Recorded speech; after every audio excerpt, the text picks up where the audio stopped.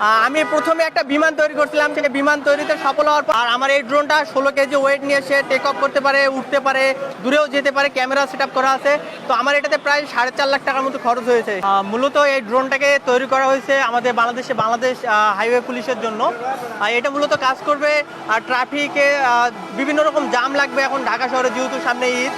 তো যে গাড়িগুলো রং সাইডে যাবে এই ড্রোনে ক্যামেরা লাগা আছে, যার ফলে ওই গাড়িগুলোকে দেখা যাবে যে গাড়িটা কোনটা রং সাইডে আছে, এবং সেখানে একটা স্পিকার আছে। এই স্পিকারের মাধ্যমে আমাদের হাইওয়ে পুলিশ ওই গাড়িকে সিগন্যাল দিবে।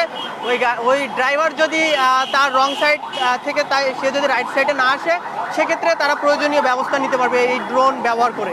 আর এই ড্রোন প্রায় 12 কিলোমিটার দূর থেকে এটাকে নিয়ন্ত্রণ করা যাবে। তো মূলত ঈদের কয়েকটা দিন এই ড্রোন দিয়ে আমি আশা করি আমাদের বাংলাদেশ হাইওয়ে পুলিশকে সাহায্য করতে পারবো এই ড্রোন ব্যবহার করে।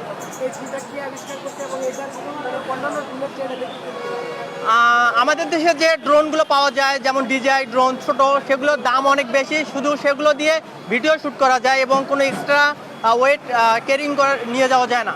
তো যার ফলে এই ড্রোনটাকে তৈরি করে এটা অনেক কম খরচের মাধ্যমে এটা তৈরি করা হয়েছে। আর এটা এক্সট্রা 16 কেজি ওয়েট নিয়ে সে টেক অফ করতে পারে এবং তার ফ্লাইং টাইম এক চার্জে প্রায় 30 থেকে 40 মিনিটের মতো সে ফ্লাইং টাইম দিতে পারে। আর এই ড্রোনে জিপিএস ব্যবহার করা হয়েছে, যার ফলে পুরো এরিয়ার লোকেশনটা দেখানো যায় মোবাইলের স্ক্রিনে, এবং চাইলে আমরা এটা মনিটরের মাধ্যমেও এটা দেখতে পারবো।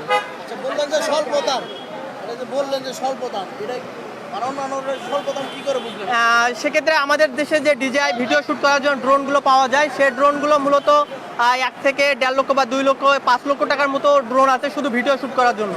আর আমার এই ড্রোনটা 16 কেজি ওয়েট নিয়ে সে টেক অফ করতে পারে, উঠতে পারে, দূরেও যেতে পারে, ক্যামেরা সেট আপ করা আছে।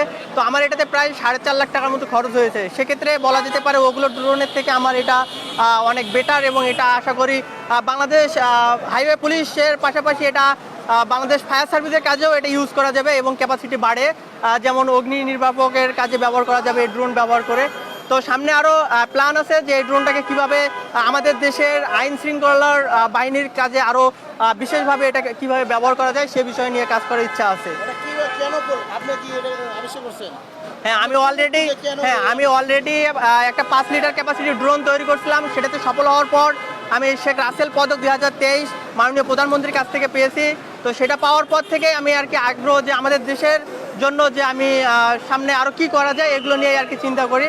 এবং আমার বাসা ফুলবাড়ি, দিনাজপুর জেলার ফুলবাড়ি উপজেলায় প্রত্যন্ত গ্রাম অঞ্চলে। আমি গ্রামে থেকে এই কাজগুলো করি মূলত।